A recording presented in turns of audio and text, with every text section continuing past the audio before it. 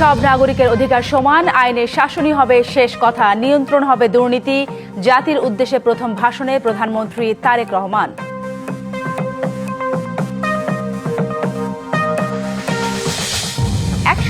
দিনের কর্মসূচি বিএনপি সরকারের জনগণের সেবা নিশ্চিতের পাশাপাশি বাজার নিয়ন্ত্রণে সর্বোচ্চ অগ্রাধিকার।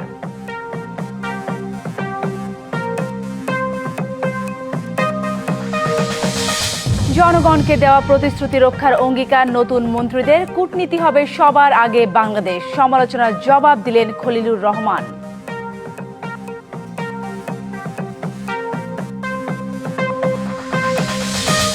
সংবিধান সংস্কার পরিষদের শপথ নিয়ে রাজনৈতিক অঙ্গনে নতুন বিতর্ক, সরকার ও বিরোধী দলের বিপরীত অবস্থান নিয়ে আইনজীবীদের মিশ্র প্রতিক্রিয়া। জাতীয় নির্বাচনে হাওয়া শেষ না হতেই ইসি মেতেছে সিটি কর্পোরেশনের ভোটের প্রস্তুতিতে, গণভোট বাতিল চেয়ে রিটের নিষ্পত্তি হবে আদালতে।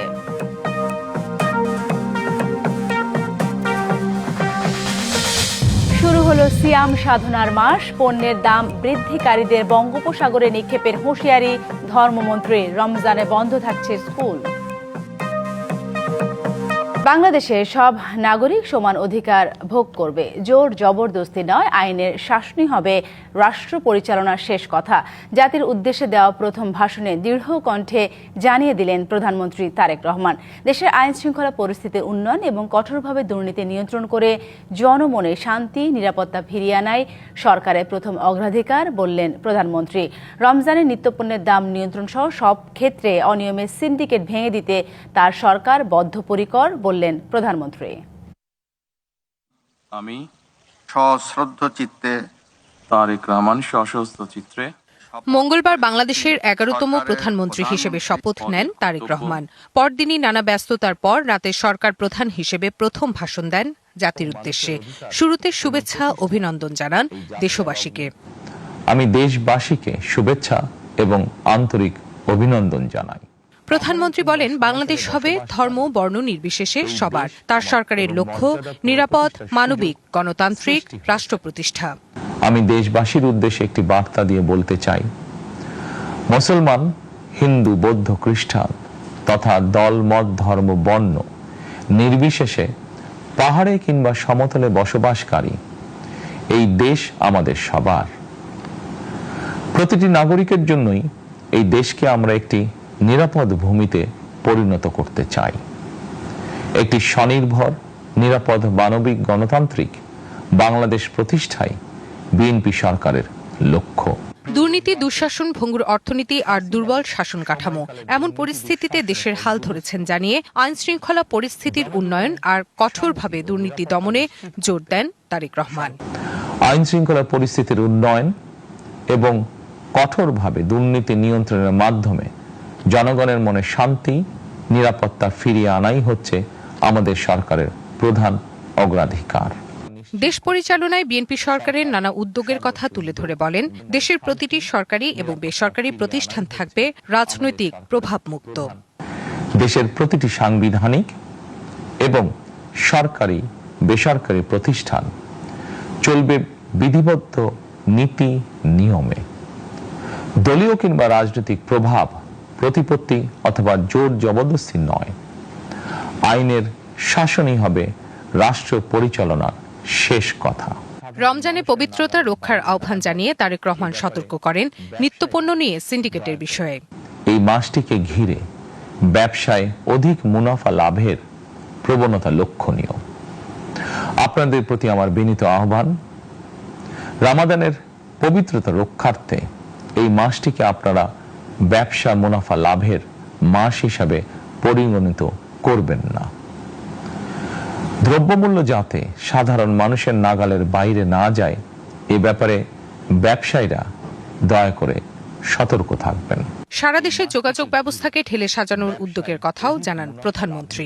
মানুষ তার নিজ জেলায় কিংবা নিজের বাসা বাড়িতে থেকেও যাতে সহজভাবে সঠিক সময়ে অফিস, আদালত, ব্যবসা বাণিজ্য করতে পারেন, সেই লক্ষ্যকে সামনে রেখেই সারা দেশে রেল যোগাযোগ ব্যবস্থা ঢেলে সাজানোর উদ্যোগ নেওয়া হচ্ছে। এই পরিকল্পনার অংশ হিসাবে প্রথমেই রেল, নৌ, সড়ক এবং সেতু মন্ত্রণালয়ের কার্যক্রম পুনর্বিন্যাস ও সমন্বয় করা হচ্ছে। দেশের তরুণ সমাজকে শক্তিতে পরিণত করতে সব ধরনের সহায়তার আশ্বাস দিয়ে প্রধানমন্ত্রী বলেন, কর্মসংস্থান এবং কর্মপরিবেশ নিশ্চিত করার অঙ্গীকার নিয়ে যাত্রা শুরু করেছে তার সরকার। দেশের কোটি কোটি শিক্ষার্থী এবং তরুণ যুবশক্তির উদ্দেশ্যে বলতে চাই, মেধায়, জ্ঞানে, বিজ্ঞানে নিজেদেরকে যোগ্য করে গড়ে তোলার জন্য যত রকমের সহযোগিতা দেওয়া যায় সব রকমের সহযোগিতা দিতে বর্তমান সরকার প্রস্তুত। কর্মসংস্থান এবং কর্মপরিবেশ নিশ্চিত করার সুনির্দিষ্ট অঙ্গীকার নিয়ে বর্তমান সরকার যাত্রা শুরু করেছে। দেশ এবং জনগণের জন্য আই হ্যাভ এ প্ল্যান বাস্তবায়নে সবার সমর্থন প্রত্যাশা করেন প্রধানমন্ত্রী তারেক রহমান। অঙ্গীকার পূরণের এই যাত্রা পথে আমরা ভবিষ্যতের দিনগুলোতেও আপনাদের অব্যাহত সমর্থন প্রত্যাশা করি। Rifat স্নোভা, DBC news, Dhaka. আইন শৃঙ্খলা পরিস্থিতি ও নিত্যপণ্যের দাম নিয়ন্ত্রণে সর্বোচ্চ গুরুত্ব দিয়ে কাজ করার নির্দেশ দিয়েছেন প্রধানমন্ত্রী তারেক রহমান। বুধবার নতুন মন্ত্রিসভার প্রথম বৈঠকে নির্দেশ দেন তিনি। ইশতেহার বাস্তবায়ন নিয়ে আলোচনা হয়েছে বৈঠকে। মন্ত্রীরা বলেন, জনগণের প্রত্যাশা অনুযায়ী দেশ চালাবে সরকার, সেভাবেই সবাইকে কাজ করার নির্দেশ দিয়েছেন প্রধানমন্ত্রী। এজন্য নেওয়া হয়েছে 180 দিনের পরিকল্পনা কর্মসূচি। নতুন মন্ত্রিসভার সদস্যদের বরণ করতে সকাল থেকেই প্রশাসনের প্রাণকেন্দ্র সচিবালয় ছিল কর্মচঞ্চল পরিবেশ। দুপুরে নিজ কার্যালয়ে যান প্রধানমন্ত্রী তারেক রহমান। তাকে উষ্ণ অভ্যর্থনা জানান কর্মকর্তারা। পরে যোগ দেন নতুন মন্ত্রিসভার প্রথম বৈঠকে। মন্ত্রী প্রতিমন্ত্রীদের দেন কাজের নানা নির্দেশনা। বৈঠক শেষে মন্ত্রীরা বলেন, জন আকাঙ্ক্ষা বাস্তবায়নে কাজ করবে সরকার। এজন্য নেওয়া হয়েছে 180 দিনের কর্মসূচি। সরকারের পক্ষ থেকে আমাদের এই মুহূর্তে অগ্রাধিকার হচ্ছে রমজান উপলক্ষে দ্রব্যমূল্যের মূল্যকে নিয়ন্ত্রণে রাখা। গভর্নমেন্টের ফার্স্ট 100 ডেজে কি কি প্রায়োরিটি আছে সেটা নির্ধারণ করতে হবে। আমরা এবার 180 ডেজের একটা প্রায়োরিটি নির্ধারণ করেছি। তারা বলেন, আইন শৃঙ্খলা ও নিত্যপণ্যের দাম নিয়ন্ত্রণে সর্বোচ্চ গুরুত্ব দিতে বলেছেন প্রধানমন্ত্রী। প্রধানমন্ত্রী আমাদেরকে মনে করিয়ে দিয়েছেন যে জনগণ আমাদের কাছ থেকে যে সুশাসন এবং জবাবদিহিতা চায়, সেক্ষেত্রে আমরা স্ব মন্ত্রণালয়ের যারা দায়িত্বে আছি তারা যেন যে কোনো ধরনের প্রভাব এবং স্বজনপ্রীতি ঊর্ধ্বে থেকে কাজ করি। জনগণের যে ম্যান্ডেট আমরা পেয়েছি, বাংলাদেশের জনগণের জন্য আমরা কিভাবে প্রত্যেকটা মন্ত্রণালয় কাজ করবে সুন্দরভাবে, সেটাই মূল ওনার বক্তব্য। মন্ত্রী প্রতিমন্ত্রীরা বলেন, প্রতিটি মন্ত্রণালয়কে দুর্নীতির ঊর্ধ্বে রাখতে চান সরকার প্রধান। সে অনুযায়ী কাজ করতে নির্দেশ দিয়েছেন প্রধানমন্ত্রী। অজিত সরকার, ডিবিসি নিউজ, ঢাকা। জনগণের প্রতি যে কমিটমেন্ট তা রক্ষা করবে বিএনপি। নতুন সরকারের মূল লক্ষ্য হবে জনগণের সেবা দেওয়া। সচিবালয়ে প্রথম দিনে অফিস শুরু করে এসব কথা বলেছেন নতুন মন্ত্রী প্রতিমন্ত্রীরা। এ সময় তারা প্রশাসনিক সংস্কার, সুশাসন প্রতিষ্ঠা, দুর্নীতি দমন ও জনকল্যাণমুখী উন্নয়নকে সরকারের অগ্রাধিকার হিসেবে তুলে ধরেন। জনগণের প্রত্যাশা পূরণে ঐক্যবদ্ধভাবে কাজ করার অঙ্গীকার করেন তারা। দায়িত্ব নেওয়ার পর সচিবালয়ে নিজ কার্যালয়ে প্রথম দিনই অফিস করেন মন্ত্রী প্রতিমন্ত্রীরা। তাদের অভ্যর্থনা জানান সচিবালয়ের কর্মকর্তা কর্মচারীরা। এ সময় স্থানীয় সরকার মন্ত্রী মির্জা ফখরুল ইসলাম আলমগীর বলেন, নতুন সরকারের প্রধান কাজ গণতন্ত্রকে শক্তিশালী করার পাশাপাশি গণমানুষের চাহিদাকে প্রাধান্য দিয়ে দেশকে এগিয়ে নেয়া। ডেমোক্রেসি হচ্ছে আমাদের প্রধান ইনগ্রেডিয়েন্ট, যাকে নিয়ে আমরা সামনে এগোতে চাই। অর্থাৎ আমাদের সবকিছুর মধ্যেই আপনার গণতন্ত্র থাকবে, আমরা সেই গণতন্ত্রকে চাই। প্রতিষ্ঠানগুলো ধ্বংস হয়ে গেছে উল্লেখ করে অর্থমন্ত্রী আমির খসরু মাহমুদ চৌধুরী বলেন, অর্থনীতির সুফল যেন সাধারণ মানুষ পায় তা নিশ্চিত করা হবে। স্বচ্ছতা, জবাবদিহিতার পাশাপাশি মন্ত্রণালয় থেকে নেওয়া বিভিন্ন প্রকল্পের খরচ কমানোর দিকে মনোযোগ দিতে চান সড়ক, নৌ ও রেলপথ মন্ত্রণালয়ের মন্ত্রী শেখ রবিউল আলম। প্রতিষ্ঠানগুলিকে জনবান্ধব হিসাবে ফাংশন করাতে চাই। আমাদের যে মন্ত্রণালয়গুলি আছে সেখানে কোনো অপচয় থাকা উচিত হবে না, অপ্রয়োজনীয় প্রকল্প নেওয়া যাবে না। জনগণের অর্থ জনগণের প্রয়োজনে ব্যয় করতে হবে। মানুষের জানার অধিকার নিশ্চিত করতে সংশ্লিষ্ট কর্মকর্তাদের আন্তরিকভাবে কাজ করার নির্দেশনা দেন তথ্য ও সম্প্রচার মন্ত্রী জহিরুদ্দিন স্বপন। তথ্যের অবাধ প্রবাহ এবং গণমাধ্যমের স্বাধীনতা, আমরা এটা তো কথার কথা অনেকদিন থেকে সবাই আমরা বলছি, কিন্তু মেকানিজমটা কনফার্ম করার জন্য আমরা কাজ করছি। আর শিক্ষামন্ত্রী এহসানুল হক মিলন জানান, পাঠ্যপুস্তকের সিলেবাস পুনর্মূল্যায়ন করা হবে, জোর দেয়া হবে ডিজিটাল শিক্ষার উপর। আমরা 4th জেনারেশন অফ ইন্ডাস্ট্রিয়ালাইজেশন আছি, সেখানে আমাদের ন্যানো টেকনোলজি, আর্টিফিশিয়াল ইন্টেলিজেন্স এই সব কিছুকে ব্যবহার আমাদের করতে হবে, রোবোটিক্স আমাদের ব্যবহার করতে হবে। অতএব আমাদের ডিজিটাল প্ল্যাটফর্মে আসতে হবে, ডিজিটাল লিটারেসি লাগবে, ইংলিশ লিটারেসি লাগবে, এগুলি নিয়ে আমরা কাজ করব। আর নিজের উপর অর্পিত দায়িত্ব সঠিকভাবে পালন করার প্রতিশ্রুতি দেন পানি সম্পদ মন্ত্রী শহীদুদ্দিন চৌধুরী এনি। ইনশাল্লাহ আমরা আমাদের দায়িত্ব থেকে জনাব তারেক রহমানের নেতৃত্বে আল্লাহর হুকুম আমরা যেন সুন্দরভাবে সকল দায়িত্ব সুন্দরভাবে পরিচালনা করতে পারি। দুর্নীতি এবং হয়রানি বন্ধের পাশাপাশি বাংলাদেশ বিমানকে নতুন করে ঢেলে সাজানোর প্রত্যয় জানান বেসরকারি বিমান চলাচল এবং পর্যটন প্রতিমন্ত্রী এম রশিদুজ্জামান মিল্লাত। শুধু টিকিটিং নয়, সিন্ডিকেট তো রয়েছেই, লাগেজ হ্যান্ডলিং থেকে আরম্ভ করে প্রবাসী যারা আসে তাদের যে ভোগান্তি, সেগুলি নিয়ে আমরা এয়ারপোর্ট নিয়ে চিন্তা করেছি। ইতিমধ্যে আমরা চেয়ারম্যান সাহেবের সঙ্গে কথা বলেছি এবং একটা পরিকল্পনা তৈরি করেছি। কথা বলেন পরিবেশ, বন ও জলবায়ু পরিবর্তন মন্ত্রী আব্দুল আওয়াল মিন্টু, কৃষি প্রতিমন্ত্রী সুলতান সালাউদ্দিন টুকু সহ অন্যান্যরাও। Rifat Tasnuva, DBC news, Dhaka. সবার আগে বাংলাদেশ, এই নীতিকে প্রাধান্য দিয়ে হবে দেশের কূটনীতি, দেশের স্বার্থ দেখা হবে সবার আগে, এমনটাই বললেন নতুন পররাষ্ট্রমন্ত্রী খলিলুর রহমান। বুধবার সন্ধ্যায় রাষ্ট্রীয় অতিথি ভবন পদ্মায় সাংবাদিকদের এসব কথা বলেন তিনি। প্রশ্নে উত্তরে নিজের নিয়োগ নিয়ে সমালোচনার জবাবও দেন খলিলুর রহমান। বুধবার সারাদিন ব্যস্ত সময় কাটালেও নিজ মন্ত্রণালয়ে যাননি পররাষ্ট্রমন্ত্রী ও প্রতিমন্ত্রী। সন্ধ্যায় নেপালের পররাষ্ট্রমন্ত্রী বালানন্দ শর্মার সাথে সৌজন্য সাক্ষাতের পর সাংবাদিকদের মুখোমুখি হন তারা। আমরা সেই জায়গায় ফেরত যেতে চাই। কেমন হবে নতুন সরকারের কূটনীতি, এমন প্রশ্নে খলিলুর রহমান বলেন, জনগণের স্বার্থকে রাখা হবে সবার আগে। মাননীয় প্রধানমন্ত্রী একটি কথা বলেছেন বারে বারে, সবার আগে বাংলাদেশ। আমাদের স্বার্থ সম্পূর্ণভাবে রক্ষা করে আমরা আমাদের পররাষ্ট্র কর্মকাণ্ডে চালাবো। আমরা আমাদের পররাষ্ট্র কর্মকাণ্ডে আমাদের জাতীয় স্বার্থ পাই পাই করে বুঝে নেব।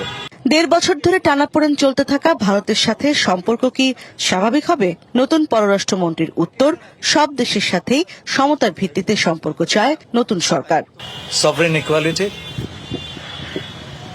মানে সার্বভৌম সম্মতা, পরস্পরের স্বাধীনতার প্রতি শ্রদ্ধা, নন ইন্টারফারেন্স, কারো অভ্যন্তরীণ ব্যাপারে হস্তক্ষেপ না করা, ন্যাশনাল ডিগনিটি, জাতীয় সম্মান। আমরা সকল দেশের সঙ্গে সুসম্পর্ক রাখতে চাই, আমাদের স্বার্থ বজায় রেখে। একসময় বিএনপি তার পদত্যাগ চেয়েছিল, এখন সেই দলের সরকারি টেকনোক্র্যাট মন্ত্রী তিনি। অনেকেই করছেন সমালোচনাও। এমন এক প্রশ্নের উত্তরে জানান, ইলেকশন ইঞ্জিনিয়ারিং হলে আবার ভোট গুনে দেখুক তারা। অনেকে ইলেকশন ইঞ্জিনিয়ারিং এর কথা বলছে, তার মানে গণনা ঠিক হয়নি, তাই তো এটা বলছে, তো গুনে নেন আরেকবার। এক একজন এক এক সম্পর্কে একটা ধারণা থাকতে পারে প্রাথমিক, সেটা পরিবর্তন হয়। এ সময় পররাষ্ট্র প্রতিমন্ত্রী শামা ওবায়দ বলেন, বাংলাদেশের জন্য ভালো হয় এমন নীতি নেবেন তারা। বাংলাদেশের মানুষের স্বার্থ রক্ষা করে সবার সাথে ভালো সম্পর্ক রাখবো। ইশরাত জাহান উর্মি, ডিবিসি নিউজ, ঢাকা। জাতির উদ্দেশ্যে প্রধানমন্ত্রী ভাষণে মানুষের আকাঙ্ক্ষার প্রতিফলন কতটা হয়েছে, কি প্রত্যাশা করছে জনগণ, এ নিয়ে আরো জানাতে খুলনা থেকে যুক্ত হচ্ছেন সহকর্মী আমিরুল ইসলাম। আমিরুল, জাতির উদ্দেশ্যে দেওয়া ভাষণে, প্রধানমন্ত্রী ভাষণে কি বলছে খুলনাবাসী, নতুন সরকারের কাছে কি প্রত্যাশা তাদের? খুলনাবাসীর তো প্রত্যাশার শেষ নেই, বিশেষ করে যে রাজনৈতিক সংকটটা চলছিল সেই সংকটের অবসান চায়, একটা শান্ত সুষ্ঠু সুন্দর পরিবেশ চায়, একটা সরকার চায়, এমনটাই কিন্তু প্রত্যাশা। সেই প্রত্যাশাটাই জানবো এখানে যে রয়েছেন। গতকাল তো প্রধানমন্ত্রী জাতির উদ্দেশ্যে ভাষণ দিলেন, এই ভাষণে কতটা প্রত্যাশা প্রতিফলিত হয়েছে? আপনারা জানেন, দীর্ঘ 17 বছরে একটি দম বন্ধ করার সময়ের মধ্য থেকে বাংলাদেশে একটি গণতান্ত্রিক নির্বাচনের মাধ্যমে সরকার গঠন হয়েছে। এই সরকার গঠনের মধ্য দিয়ে যিনি সরকার প্রধান হয়েছে জনাব তারেক রহমান, তার অতীত অভিজ্ঞতা আছে। তার বাবা এই দেশের রাষ্ট্রপতি ছিলেন, তার মা এদেশের তিনবারের প্রধানমন্ত্রী ছিলেন এবং তিনি দীর্ঘ 17 বছরে একটি আন্তর্জাতিক অভিজ্ঞতা অর্জন করে বাংলাদেশের রাষ্ট্রীয় ক্ষমতায় এসে তিনি দায়িত্ব নিয়েছেন। আমাদের বিশ্বাস তিনি দেশের এবং আন্তর্জাতিক অভিজ্ঞতা কাজে লাগিয়ে একটি সুষ্ঠু সুন্দর এবং অর্থনৈতিক সমৃদ্ধশীল একটি বাংলাদেশ গঠন করবে ইনশাল্লাহ। ধন্যবাদ আপনাকে। আপনি কি প্রত্যাশা করছেন? আমার নতুন সরকারের কাছে প্রত্যাশা এইটুকুই যে আমাদের স্বপ্ন, আমাদের মধ্যবিত্ত ফ্যামিলির আস্থা আকাঙ্ক্ষা, আমাদের বেঁচে থাকার জীবন মান যেন ভালো থাকে, আমরা যেন এদেশকে স্বাচ্ছন্দ্য বোধ করি এবং আমরা বিশ্বের সাথে তাল মিলিয়ে যেন চলতে পারি এবং আমরা যেন গর্ব করে বলতে পারি না আমরা এতদিন পর্যটক ছিলাম, আমরা এখন স্বাধীন, আমাদের দেশে একটা গণতান্ত্রিক সরকার আছে, এটাই আমাদের প্রত্যাশা। ধন্যবাদ আপনাকে। আপনার কি প্রত্যাশা? সুখী সমৃদ্ধি একটা নতুন বাংলাদেশ সবাই যেন পাই, আমাদের অনুন্নত খুলনা যেন একটু উন্নত হয়। ধন্যবাদ আপনাকে। কি শিক্ষার্থী আসছে, আপনি কি প্রত্যাশা করছেন? আমি প্রত্যাশা করি যে শিক্ষা ব্যবস্থা যেন অন্যান্য একজন স্টুডেন্ট হিসাবে শিক্ষা ব্যবস্থা যেন উন্নত হয়, এই প্রত্যাশা আমার। ধন্যবাদ আপনাকে। আপনার প্রত্যাশা কি বর্তমান সরকারের কাছে? আমার প্রত্যাশা দেশ রহমান তারেক রহমানের প্রত্যাশারে দেশটা ভালোভাবে চালাক, আর ত্যাগী নেতা যারা আছে দীর্ঘকাল ধরে আন্দোলন সংগ্রামে ছিল তাদের দিকে যেন তাকায়, এটাই আমাদের প্রত্যাশা। আপনি কি প্রত্যাশা করছেন সরকারের কাছে? ভালো ভালো চাই, চাঁদাবাজ মুক্ত দেশ হোক, চাঁদাবাজ না থাকে, টেন্ডারবাজি চাই, রাস্তাঘাটের কোনো টেন্ডার না থাকে, এই চাঁদা না থাকে, এই গাড়ি করে চালাই আমরা খাইতে আছি, কিন্তু রাস্তাঘাটের সব জায়গায় গেঁজা ফেঁচা বাজে, সেটাই চাইছি আমরা।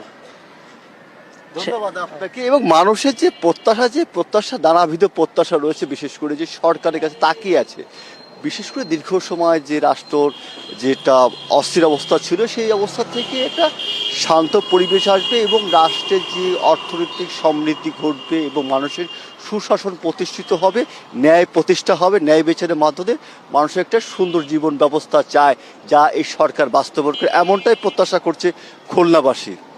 এটাই ছিল সর্বশেষ অবস্থা। আমিরুল, অসংখ্য ধন্যবাদ আপনাকে।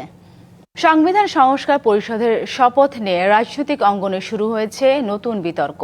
শপথ গ্রহণ না করে বিএনপি দাবি করে সংবিধানে কোথাও সংবিধান সংস্কার পরিষদের শপথের বিষয়টির কথা কোথাও উল্লেখ নেই। তাই সংবিধান সংস্কার করতে হলে নির্বাচিত সংসদ সদস্যরা সংসদে এ বিষয়ে পরবর্তী সিদ্ধান্ত নেবেন। তবে বিরোধী দল জামায়াত এনসিপির অভিযোগ, বিএনপি তার নিজ অবস্থান থেকে সরে গেছে। আর বিষয়টি নিয়ে সংবিধান ও আইন বিশেষজ্ঞদের মধ্যে রয়েছে মিশ্র প্রতিক্রিয়া। কারো মতে রাষ্ট্রপতি জারি করা জুলাই জাতীয় সনদ বাস্তবায়নের আদেশটি ছিল অবৈধ। আবার কেউ বলেন ভোট ও গণভোট একই দিনে একই রীতিতে হওয়ায় একটি রেখে আরেকটির বৈধতা নিয়ে প্রশ্ন তোলার অবকাশ নেই। আমি যে কর্তব্যভার গ্রহণ করিতে যাইতেছি। মঙ্গলবার জাতীয় সংসদে শপথ নেন ত্রয়োদশ জাতীয় সংসদ নির্বাচনে নবনির্বাচিত সংসদ সদস্যরা। সংবিধান সংস্কার পরিষদ দ্বিতীয় পর্বে সংবিধান সংস্কার পরিষদের শপথ জামায়াত এনসিপি নিয়েও নেয়নি বিএনপি, এবং এ নিয়ে নিজ দলের অবস্থানের পক্ষে পাল্টা যুক্তি তুলে ধরেন তারা। আমরা কেউ সংবিধান সংস্কার পরিষদের সদস্য হিসেবে নির্বাচিত হইনি এবং সংবিধানে এটা এখনো ধারণ করা হয়নি। গণভোটের রায় অনুযায়ী সংবিধান সংস্কার পরিষদ গঠিত হলে সেটা সংবিধানে আগে ধারণ করতে হবে। আমরা গণভোটের রায়কে সম্মান করেছি, জুলাইয়ের আকাঙ্ক্ষাকে সম্মান করেছি, যারা আমাদেরকে ভোট দিয়েছেন তাদেরকে সম্মান করেছি। তবে আমরা মনে করি সরকারি দল শপথ না নিয়ে তারা জুলাইকে উপেক্ষা এবং অবজ্ঞা করেছেন। বিষয়টি নিয়ে মিশ্র প্রতিক্রিয়া রয়েছে সংবিধান ও আইন বিশেষজ্ঞদের মাঝে। কারো মতে সংবিধানের তৃতীয় তফসিল 148 এবং 123 অনুচ্ছেদের কোথাও সংবিধান সংস্কার পরিষদের অস্তিত্ব না থাকায় সঠিক সিদ্ধান্ত নিয়েছে বিএনপি। এখন যে সরকার গঠিত হলো এটা তো সাংবিধানিক সরকার, অর্থাৎ সাংবিধানিক সরকারে সংবিধানে যা আছে এর বাইরে থাকার সুযোগ নাই। তো কেউ কেউ রাজনৈতিক কারণে বলবে যে বিএনপি চলে গেছে। বিএনপি তো স্পষ্ট বলতেছে যে আমরা যেগুলো ঘোষণা করেছি 31 দফা, পরবর্তীকালে যেগুলো এগ্রি করেছি সবই আমরা ধাপে ধাপে করব। তো সেখানে তো কোনো ওই রাজনীতিও তো চলবে না যে সংস্কার বন্ধ হয়ে গেল। তারা মনে করছেন যে গণভোট এবং পরবর্তীতে সেইটার ফল হিসাবে সংস্কার পরিষদ এই জায়গাগুলোকে আসলে কন্ট্রাডিক্ট করছে বা কমপ্লাই করছে না সংবিধানকে যথাযথভাবে। সেটার ফলে তারা মনে করেছেন যে এই ব্যাপারটাকে সংবিধানের পার্ট করে নিয়ে তারপরে এটাকে ভাবতে হবে। একটা গণভোট এবং ল্যান্ডস্লাইড ভিক্টরির পরে সরকার দলের পক্ষ থেকে এই ধরনের কথাবার্তা কাম্য নয়। ইন্টারিম গভর্নমেন্টের কোনো ইনিশিয়েটিভকে যদি অ্যাকসেপ্ট করতে না চান তাহলে আলটিমেটলি নিজের অস্তিত্বকে অস্বীকার করা হবে। যে নির্বাচনের মাধ্যমে এই সরকার ক্ষমতায় এসেছে এটাও একটা ইন্টারিম অ্যারেঞ্জমেন্ট। যে জুলাই সনদ বাস্তবায়ন আদেশের অধীনে গণভোট অনুষ্ঠিত হয়েছে, কেউ যদি এটাকে অস্বীকার করে তখন তার নিজের অস্তিত্বই থাকবে না। আমি বিএনপির স্ট্যান্ডটাকে আমি সংবিধান মোতাবেকই মনে করি। আর জুলাই সনদ বাস্তবায়নের ক্ষেত্রে তারা কখনো বলেনি তারা এটা করবেন না। সুতরাং এটা হচ্ছে একটা পদ্ধতিগত, মূলত সংবিধানের বিধানকে মানা এবং না মানার বিষয়।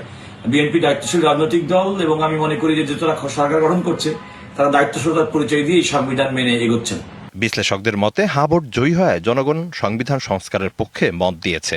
জনগণের ভোটে জুলাই জাতীয় সনদ বাস্তবায়ন আদেশ অনুমোদিত হয়েছে। সংসদের প্রথম অধিবেশন থেকে 180 কার্যদিবসে সংসদ সদস্যরা তা বাস্তবায়ন করবেন এবং সংসদ সদস্য হিসেবে শপথের পাশাপাশি সংবিধান সংস্কার পরিষদের শপথ নেবেন। যেসব বিষয়ে বিএনপির নোট অফ ডিসেন্ট ছিল সেই বিষয়গুলোর ভবিষ্যৎ অনিশ্চিত। সংখ্যাগরিষ্ঠতা থাকায় জাতীয় সংসদে সরকারি দলের সংসদ সদস্যদের মতামতের উপর নির্ভর করবে জুলাই জাতীয় সনদের ভবিষ্যৎ। তবে গণভোটের উৎস হিসেবে রাষ্ট্রপতি জারি করা জুলাই জাতীয় সনদ বাস্তবায়ন আদেশটির বৈধতা নিয়েও প্রশ্ন তোলেন আইন বিশেষজ্ঞরা। বলেন আদেশ না হলে এড়ানো যেত বিতর্ক। অধ্যাদেশ তো না, এটা হলো আদেশ। এটা রাষ্ট্রপতির জারি করার ক্ষমতা নাই, কারণ এই গোড়াটা যদি থেকে না থাকে তাহলে তার মাথায় কিছু থাকে না। আপনি যদি গোড়াটা যদি সংবিধানের সঙ্গে লিঙ্ক না থাকে তাহলে এর পরে যা করবেন এটা লিঙ্ক থাকে?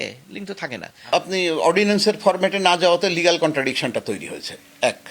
2 নম্বর হলো আপনি যদি ওটাতে না যে অর্ডিন্যান্সের মাধ্যমে যেতেন তাহলে যেটা হলো এখন আপনি বাকিগুলোর সঙ্গে এটাকেও র্যাটিফিকেশন করে নিয়ে আপনি ওই ফাংশনিং শুরু করতে পারতেন। নতুন সরকারের প্রথম দিনে শুরু হওয়া এই রাজনৈতিক বিতর্ক শেষ পর্যন্ত কিভাবে সুরাহা হবে তার সময়ই বলে দেবে।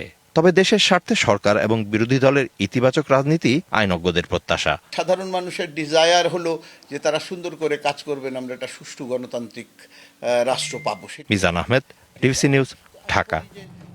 জাতীয় নির্বাচনে আমেজ শেষ হতে না হতেই সিটি কর্পোরেশনের নির্বাচনের প্রস্তুতি শুরু করেছে নির্বাচন কমিশন। সেই সাথে গণভোট বাতিল চেয়ে হাইকোর্টে করা রিটের বিষয়টি আদালতের উপর ছেড়ে দিয়েছে ইসি। বিধি অনুযায়ী মেয়াদ শেষ হবার পূর্ববর্তী 180 দিন বা 6 মাসের মধ্যে অনুষ্ঠিত হতে হয় সিটি কর্পোরেশন নির্বাচন। আর প্রথম সভা থেকে 5 বছর পর্যন্ত মেয়াদ থাকে নির্বাচিত মেয়র কাউন্সিলরদের। ঢাকা উত্তর সিটির মেয়রের মেয়াদ শেষ হয়েছে 2025 সালের 2রা জুন। দক্ষিণ সিটির শেষ হয়েছে 1 জুন। চট্টগ্রাম সিটির মেয়াদ শেষ হবে চলতি মাসের 22 তারিখে। এছাড়া আগামী বছর মার্চ ও জুলাই মাসে শেষ হবে নারায়ণগঞ্জ ও কুমিল্লা সিটি কর্পোরেশন নির্বাচনের মেয়াদ। জাতীয় নির্বাচনের মতন একটা নির্বাচন কমিশনের সিনিয়র সচিব আক্তার আহমেদ ডিবিসি নিউজকে জানিয়েছেন, মেয়াদ শেষ হওয়া সিটি কর্পোরেশনগুলোর নির্বাচনের প্রস্তুতি শুরু করেছে ইসি। অন্তর্বর্তী সরকারের সময়ে ইসি মূলত জাতীয় নির্বাচনকেই গুরুত্ব দিয়েছে। আগেও বলেছে যে আমরা স্থানীয় সরকার নির্বাচনগুলো জাতীয় নির্বাচনের পরে আমরা দেখব। তো আজকে স্বাভাবিকভাবে আমরা এটা নিয়ে আলোচনা শুরু করেছি। মূলত চিটাগং সিটি কর্পোরেশন এবং ঢাকা, আমরা 12টার এই ডেটাটা কম্পাইল করছি যে কবে থেকে এই পদগুলো শূন্য হয়েছে এবং সেই অনুযায়ী আমরা আমাদের নির্বাচন প্রক্রিয়াটা আমরা হাতে নিচ্ছি। এদিকে নির্বাচনের ঠিক পরপরই হ্যাঁ জয় পাওয়া গণভোট বাতিল চেয়ে হাইকোর্টে করা রিট প্রসঙ্গে ইসি সচিব জানান, আদালতের সিদ্ধান্তের বিষয়ে মন্তব্য করতে রাজি নন তিনি। আইনি বিষয়টা যেটা আদালতে অপক্ষমান, সে ব্যাপারে কোনো মন্তব্য না করাটাই যৌক্তিক। শপথ করিতেছি। নির্বাচিত সরকার দায়িত্ব বুঝে নেবার পর এখন সিটি, পৌরসভা ও উপজেলা পর্যায়ে প্রতিনিধি নির্বাচন আয়োজনে নজর নির্বাচন কমিশনের। হুমায়রা ফারুকি, ডিবিসি নিউজ, ঢাকা। যুক্তরাষ্ট্রের ক্যালিফোর্নিয়া সিয়েরা নেভাদা পর্বতমালায় তুষারধসে অন্তত 8 স্কিয়ারের মৃত্যু হয়েছে। নিখোঁজ রয়েছেন আরও একজন। প্রতিকূল আবহাওয়ার মধ্যেও 6 জনকে জীবিত উদ্ধার করা হয়েছে। মঙ্গলবার সকালে তুষারঝড় আঘাত হানে একদল ব্যাক কান্ট্রি স্কিয়ারের উপর। 3 দিনের ট্যুর শেষে ফেরার পথে আকস্মিক দুর্যোগের মুখে পড়েন 11 পর্যটক ও 4 জন গাইড। উদ্ধারকারীরা জানান 50 সদস্যের 2টি দল বোরেয়াল এবং তাহো ডোনার থেকে উদ্ধার অভিযান শুরু করে। তবে প্রবল তুষারঝড় ও আর প্রচণ্ড বাতাসের কারণে ব্যাহত হচ্ছিল কার্যক্রম। Nevada county sheriff Shannon moon জানিয়েছেন, মৃত 8 জন স্কিয়ারের দেহ শনাক্ত করা সম্ভব হয়েছে। নিখোঁজ 9ম ব্যক্তির সন্ধানে এখনো তল্লাশি চলছে।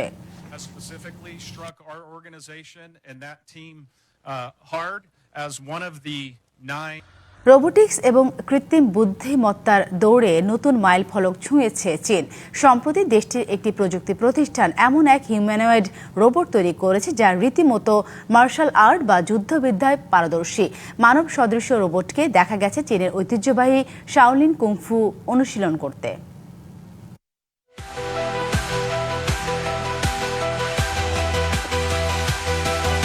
চীনের ঐতিহ্যবাহী শাওলিন মন্দির প্রাঙ্গণে কুম্ফু অনুশীলনে ব্যস্ত একদল হিউম্যানয়েড রোবট। নিখুঁত সমন্বয়, ভারসাম্য আর দ্রুতগতির মুভমেন্ট দেখে বোঝার উপায় নেই এগুলো মানুষ নয়, যন্ত্র। ভিডিওটি প্রকাশ করেছে চীনের প্রযুক্তি প্রতিষ্ঠান এআইজিবট। ফেব্রুয়ারির শুরুতেই সামাজিক যোগাযোগ মাধ্যমে প্রকাশের পর তা বিশ্বজুড়ে সাড়া ফেলেছে। এই কুম্ফু রোবটগুলোর নাম লিনিক্স X2। কোম্পানির দাবি রোবটগুলো পরিচালিত হচ্ছে অত্যাধুনিক এআই মডেল দ্বারা। এই প্রযুক্তির মাধ্যমে রোবটগুলো শুধু নির্দিষ্ট মুভমেন্ট অনুকরণই নয়, নিজে থেকে শিখতে, পরিকল্পনা করতে এবং জটিল কাজ করতেও সক্ষম।